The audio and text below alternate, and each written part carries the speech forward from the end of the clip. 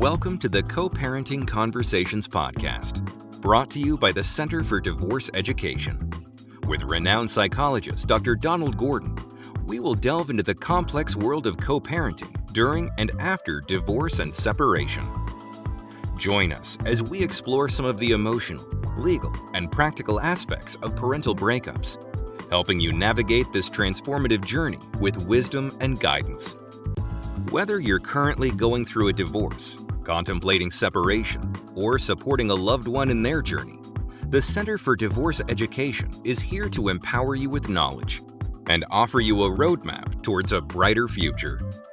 The information presented in this podcast is intended for educational purposes only. The presentation of this material is not intended to constitute mental health therapy or to diagnose mental health disorders. The presentation of this material is not intended to constitute legal advice. Participants are encouraged to discuss specific legal questions with a licensed attorney of their choice.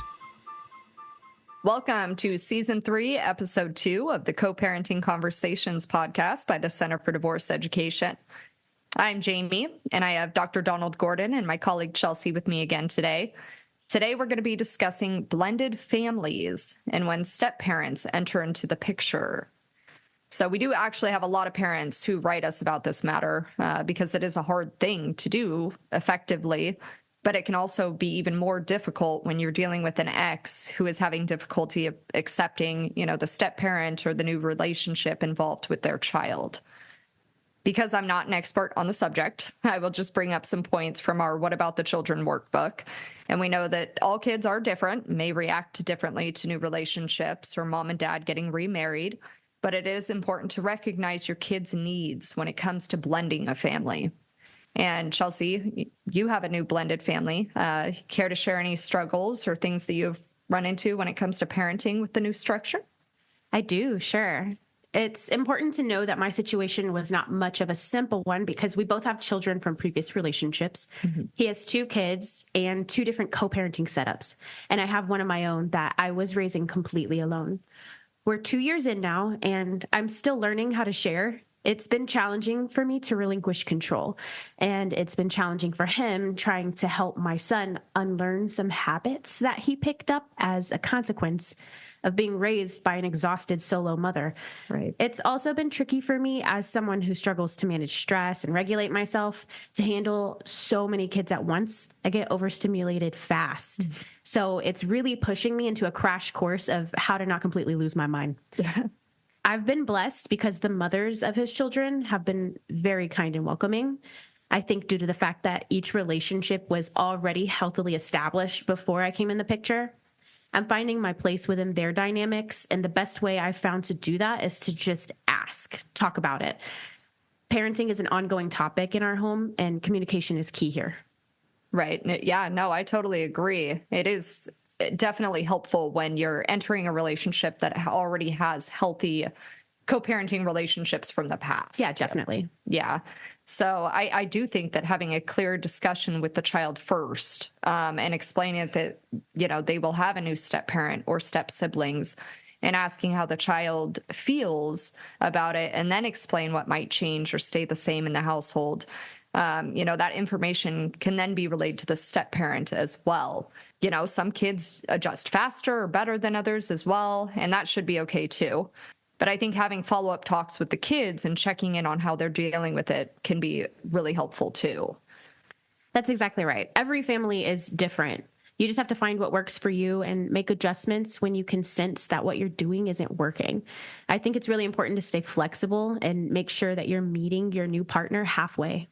Right. Yeah, definitely. Meeting your partner halfway, discussing things that are important that come up. And also having meetings is a great way to talk about things that are going on, especially because then you are asking the kids what they think too. But let's go ahead and ask Dr. Don what his suggestions are when it comes to blending a family. What do you think, Dr. Don? Well, children react very differently depending on their age. Younger children, like preschool children, are much more likely to attach and be welcoming to the new partner. However, teenagers, on the other hand, have a long history of loyalty to the biological parents. Right. And when another parent comes in that looks like they're replacing them, there's often a lot of resentment, and they're not accepting the new the new parent's authority, especially with teenagers, that the new parent should not be involved with discipline. That should be between the biological parent and the child and the teen, or having a family meeting where you discuss it. It's better that they build a relationship as a friend and they're supportive than when they try to control the children. Sometimes moms will take on a boyfriend and have him move in because she's having a hard time controlling the kids. They're having behavior problems, perhaps related to the breakup. And she wants a man to come in and help her control the kids. Well, if he does as she expected and he comes in with a heavy hand, it's almost always going to backfire. So it's important to understand what role your child needs in their life as a step parent. And what are they needing? Maybe additional supervision, someone to play with, someone to talk to. It's also important to wait about a year before you introduce your children to your new partner. Relationships that are fairly soon, you've been dating somebody 2 or 3 months, and then you introduce them to the kids, there's a greater likelihood the relationship won't last if it's been only going on for a short time. And the more breakups that children experience, the more their maladjustment and psychopathology increases. So to minimize the number of breakups, you should wait until you think that new relationship has some legs before you introduce your child. Right. Give the kids time to adjust after meeting and being around the new partner. Don't expect them to buy into it right away, particularly if they're older. The biological parent should have regular alone time with the children. Sometimes when you introduce a new partner, you have to feel like you have to do everything now as a new family. Well, the children want alone time with their biological parent. You should make that a priority. Talk to the kids before you remarry or have someone move in. Have a discussion with the new step parent about their role with the child, so they understand what it is.